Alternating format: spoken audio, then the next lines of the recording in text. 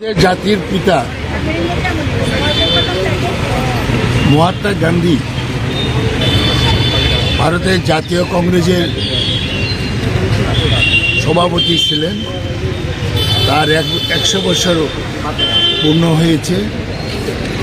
এই দিনে সারা দেশে শ্রদ্ধার সহিত আমরা পালন করছি। উনি যে মন্ত্র দিয়ে গেছেন, অহিংসার মন্ত্র, এটা আজকে পৃথিবীর সবাই আজকে অনুভব করতে পেরেছে।